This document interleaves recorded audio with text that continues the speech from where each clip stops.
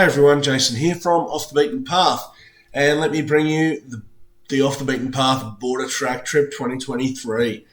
Epic trip, months in the planning, starting at the Border Cliffs campground, heading south, taking in some sights along the way, including the crater, camping at the Pines campground, the one-way section of the border track, camping at Red Bluff campground, finishing up at Piccaninny Ponds on the coast at the ocean, so the Murray to the ocean, right down the border, and then taking in some sights along the southern coast of Victoria, including a night camping in the Glenelg National Park, and finishing up at Air River Campground, and closing out the trip at the California Redwoods in the Otways. Epic trip, so much happens. This video is about what happens before we even get to the trip proper. So coming with us on this trip, of course, I'm coming on the trip. Always got to have that one guy that plays in the mud and makes things look hard. You've got to be there. Also coming on the trip is Dan from Out There with Dan in the Iron Emu, his revamped 90 Series Prado. Coming along with us as well is Trippy Matt, pushing that 75 Series Trippy as hard as he possibly can, and making short work of the border track. Of course, no trip's complete without Luca, the Italian chef, pushing that TB48. And we also have Paul with us again, Mr. Control, bringing along his FJ Cruiser. So epic trip, can't wait to get into it. So the first part of the trip is actually getting to the start of the trip. As you can see on the map there, it's nearly an 8-hour drive from Albury to the Border Cliffs campground, where we were actually meeting everybody else to start the trip. So Matt and I planned to head off from Albury early in the morning. Now, we were late getting started because I was still finishing off things in the car on the morning we were leaving on the trip, and I'd actually only put the fridge in the car the night before, which becomes significant.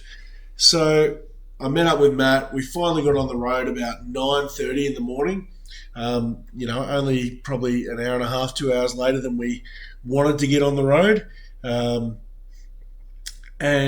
We headed off and we're chatting on the radio, and right about the time we get to near Deniliquin, so about an hour or so in, I realise that my second battery is not getting any charge. So I actually called my autoelec, had a quick chat to him.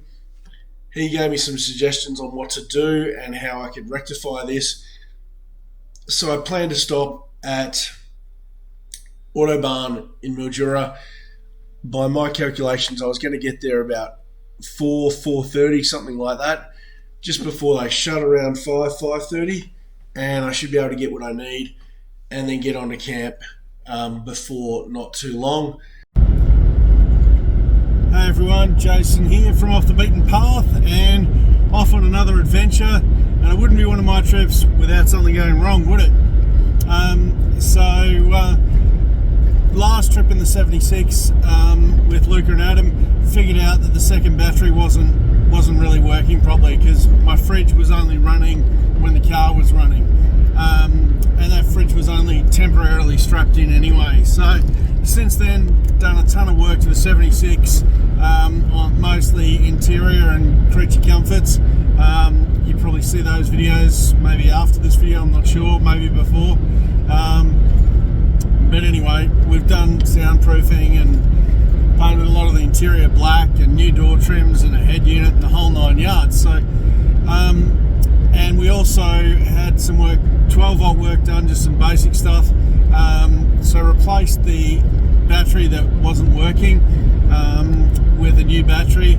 And at the time, I debated with my autoelec as to whether we should replace the Piranha dual battery system, because I wasn't really sure about it, and he was kind of like, look, if it ain't broke, don't fix it. And he knew that I've got bigger plans for the 12-volt system in this car anyway, So he was kind of like, look, you've already got that there, let's leave it there if it's working, and we'll change it later on when you do more 12 volt work. And that sounds reasonable, except for the fact that it appears it may not be working. So yeah, lucky we got pretty much a full day's drive on the bitumen today, because got the upright fridge installed in the back last night, you know, just before the trip, as always. And today it appears that the second battery's not charging. So yeah, we're heading off to do the VIC border, top to bottom, the VIC SA border, from the Murray to the ocean. Going to be heaps of fun. Looking forward to it. Great bunch of guys coming on this trip, and so probably going to stop at Mildura and get like a red arc isolator or something. I keep looking down because I've got a voltmeter down the bottom and it alternates between the two batteries. So the crank battery at the moment is sitting nice at 13.4 volts, and in a while it'll change back and tell me where the second battery's at, but it's been fluctuating between sort of 11.8 and 12, so nowhere near fully charged. And we've been on the road a couple of hours, so yeah, we'll just have to see how that pans out. But look, other than that, really happy with all the mods in the car, and it's really coming together. So love driving this thing, love the V8. Yeah, anyway, see you guys in a while. Right.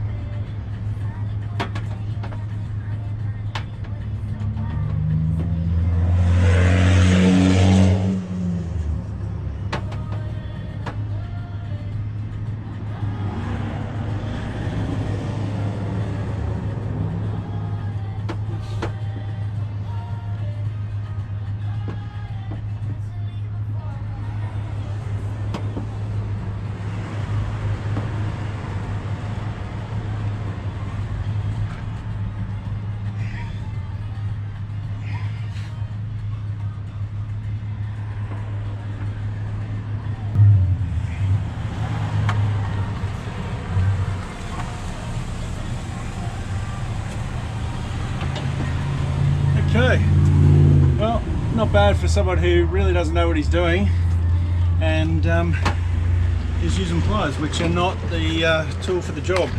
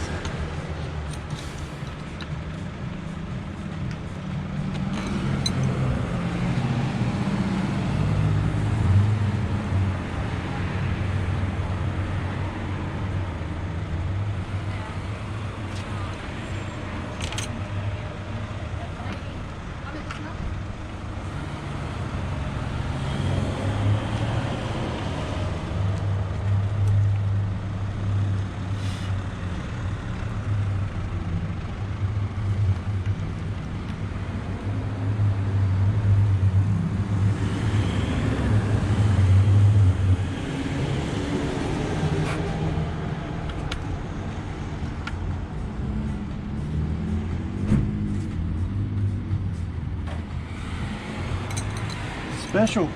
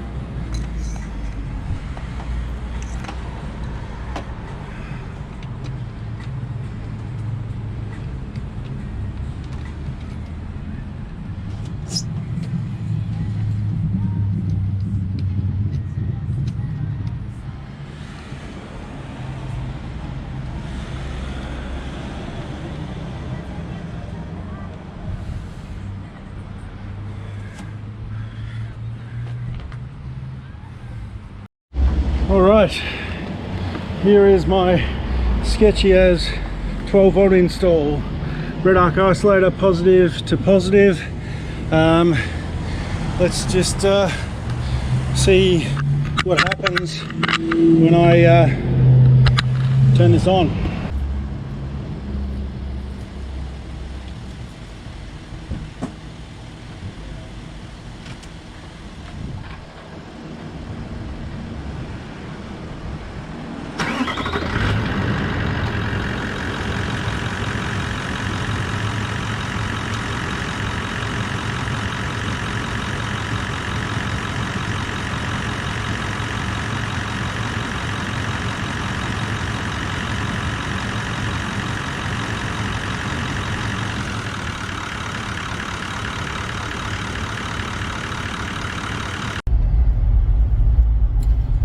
Okay, so I don't know if I should call it yet, but it feels like disaster averted. Hopefully you've seen some very dodgy footage of me dodgily installing a red arc gizmo to create a dual battery system that works, because the Piranha thing that was in this car when I got it apparently doesn't work, which because the second battery when I got this car was dead, we didn't know that the Piranha charging thing was also dead and no longer working either, until last night when I put the fridge in, and then today leaving on the trip I'm like, hang on, the battery's not charging. Yeah, shout out to Matt from Lavie Autoelec, who helped me out over the phone and told me what to buy and what to install. You know, at least it's not the crank battery, but I'd prefer not to lose a fridge full of food either. I mean, I'm sure the other guys on the trip would make sure I didn't starve. Not that that mightn't be a good thing for me anyway for a few days. I've got plenty of water, so it seems to be working. I've been driving for about 3/4 of an hour since I left Mildura. Other guys are well at camp. Like, I feel bad. I organised this trip and I'm going to be the last one to get there, but can't be helped. At least it seems like maybe I've had my problem on the way to the start of the trip. So the 12 volt curse of the border track for me is hopefully not going to start again. Fingers crossed, touch wood. Anyway, the crank battery is sitting nicely back on 13.4, 13.5 volts. Weird voltage meter in this car that switches between the crank and the secondary battery. So it'll tick back over to the secondary battery in a little bit.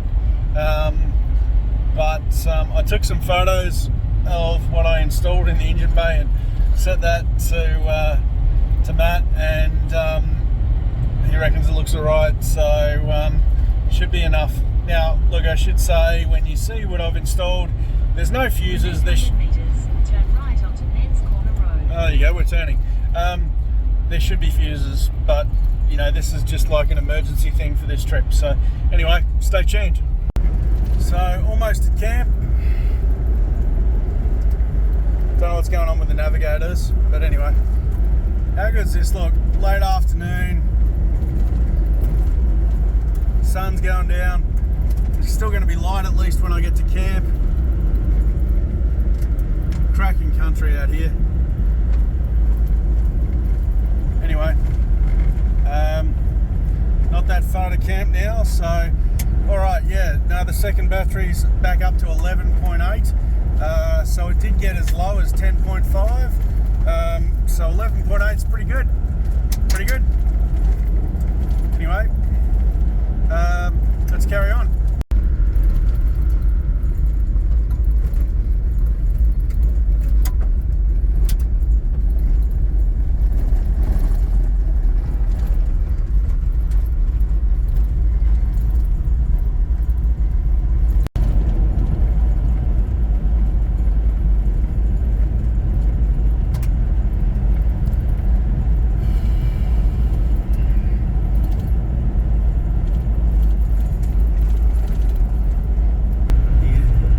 Previous car tracks, it's been soft through here. It's not at the moment. It certainly has been though in the last few days. I don't know how well this is coming out, but this got interesting fairly quickly, didn't it? Roads deteriorated a little bit. I might have to look at four-wheel drive, I don't know. We'll see what's what. It's mostly just a puddle, but you never know how soft those puddles are. I think mostly this is not a bad road, but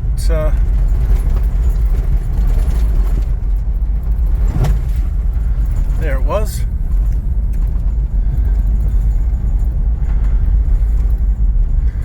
Okay, so she's a bit of a slalom course.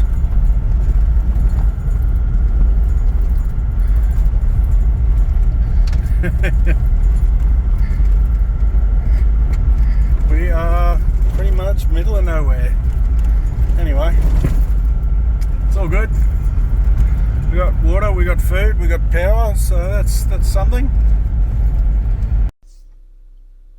Hi everyone, so just to explain that end part of the video, it was at this corner here where, as you know, I'm already running late. I've stopped at Mildura for about an hour and a half, 2 hours to put that battery isolator in. And this blue line here represents where Google actually wanted me to go. And as you can see, it's a reasonably circuitous route, almost into Renmark here. And then up Mertho Road to the campground.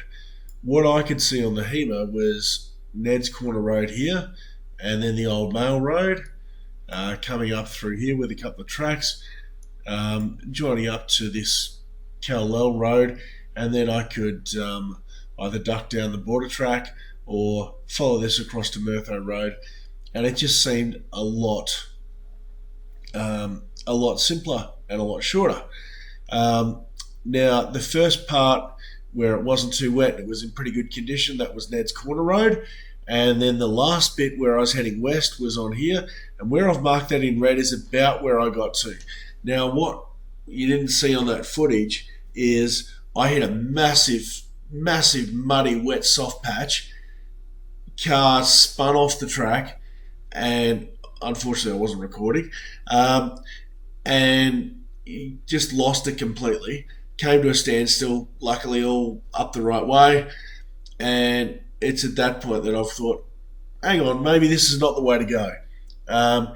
And zooming in a little closer here on the map, you can see all these little blue marks here indicating this is all flood zone, marshland, whatever. Saw that on the HEMA that there was a lot more wet stuff to come. So, in effect, this made me even later to camp because I ended up backtracking along this red route back out to the main highway and then following the original Google Maps route. Had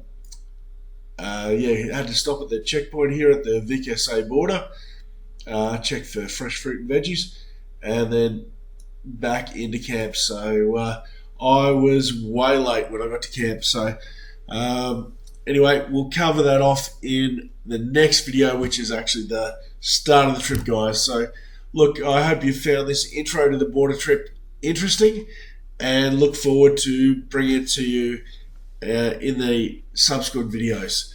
Thanks for watching. Like this video if you liked it. Leave some comments down below if you got any questions, and we'll catch you in the next one.